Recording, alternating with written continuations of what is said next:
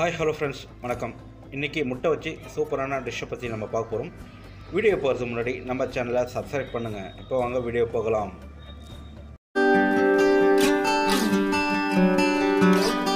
அந்த புதுமையான டிஷ்ஷை செய்ய நான் 3 முட்டை எடுத்திருக்கேன். அந்த முட்டையை ஒரு பவுலில் வந்து பார்த்திங்கன்னா உடச்சி 3த்தையும் உடச்சி ஊற்றிருக்கேன். அப்போ தான் வந்து நம்ம செய்கிற டிஷ்ஷு கரெக்டாக இருக்கும்.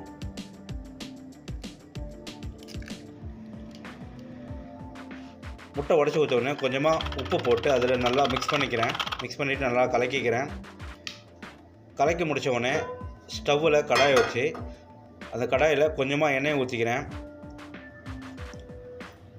எண்ணெய் ஊற்றிட்டு நம்ம மிக்ஸ் பண்ணி வச்சுருந்த அந்த முட்டை கலக்கியை எடுத்து பரவலாக வந்து அந்த வானல் ஃபுல்லாக பரவுறேன். அதாவது ஆம்லேட் பொருளை போட்டுக்கிறேன். பாருங்கள், எடுத்து ஊற்றிக்கிறேன்.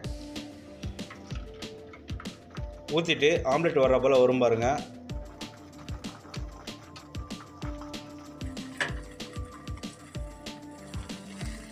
அது ரெண்டாக மடித்து கொஞ்சம் கொஞ்சமாக சிறு துண்டுகளாக வந்து கட் பண்ணி எடுத்துக்கிறேன். பாருங்கள், நல்லா நான் கட் பண்ணுற போல் கட் பண்ணி எடுத்துங்க. இல்லை உங்களுக்கு தேவையான விதத்தில் நீங்கள் கட் பண்ணி எடுத்துங்க. எல்லாம் கட் பண்ணி முடித்த உடனே கொஞ்சம் நேரம் கொஞ்சம் ரோஸ்ட் பண்ணிக்கிறேன். ரோஸ்ட் பண்ணி முடிஞ்ச உடனே அது தனி பாத்திரத்துக்கு மாற்றிக்கிறேன்.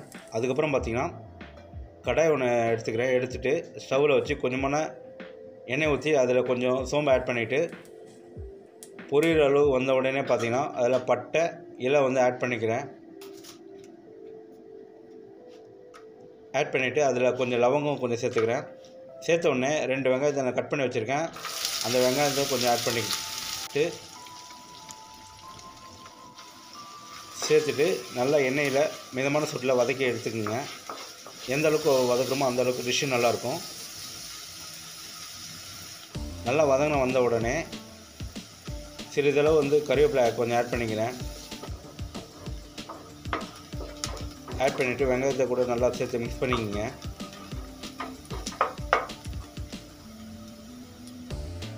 அதோட நான் நறுக்கி வச்சுருந்த ஒரு தக்காளியை வந்து சேர்த்துக்கிறேன். சேர்த்துட்டு அதையும் கொஞ்சம் நல்லா வதக்கி எடுத்துக்கிறேன்.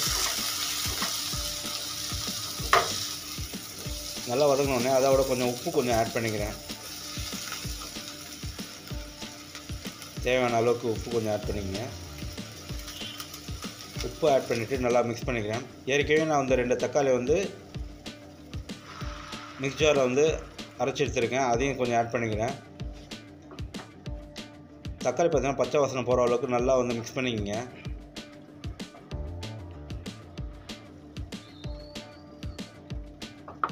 பாருங்கள், நல்லா கட்டியாக வருது. அதோட கொஞ்சம் மஞ்சத்தூளும் மல்லித்தூளும் கொஞ்சம் ஆட் பண்ணிக்கிறேன். மல்லித்தூள் ஆட் பண்ணோட கொஞ்சம் பெப்பர் கொஞ்சம் ஆட் பண்ணிக்கிட்டு அதோட கரம் மசாலா கொஞ்சம் ஆட் பண்ணிக்கிறேன். அதோட குழம்பு மிளகாத்தூள் காரத்துக்கு ஏற்றப்போ நீங்கள் ஆட் பண்ணிக்கங்க. எல்லாத்தையும் ஆட் பண்ணிவிட்டு மிதமான சூட்டில் நான் எல்லாத்தையும் மிக்ஸ் பண்ணிக்கோங்க. அப்போ தான் நான் கரெக்டாக இருக்கும். ஸோ நல்லா ஈவனாக வந்து நான் மிக்ஸ் பண்ணிக்கிட்டேன். அதை கூட கொஞ்சம் தண்ணியை சேர்த்துக்கிறேன். தேவையான அளவுக்கு தண்ணி சேர்த்துங்க. சுண்டட்டு சொல்லிட்டு கொஞ்சம் நேரம் ஒரு 5 மினிட்ஸ் வந்து மூடி வச்சுக்கிட்டு அடுத்து 5 நிமிஷம் கழிஞ்ச உடனே திறந்து பாருங்கள். நல்லா சுருண்டி நல்லா வந்திருக்கு. அடிப்பிடிக்கும் இருக்குது. அப்பப்போ கொஞ்சம் கலரி விட்டுக்கணும். ஆல்ரெடி நம்ம வந்து முட்டை வந்து ரோஸ்ட் பண்ணி வச்சுருக்கோம் பார்த்தீங்களா, அதை ஆட் பண்ணிவிட்டு எல்லாத்தையும் நல்லா ஈவனாக வந்து மிக்ஸ் பண்ணிக்கோங்க.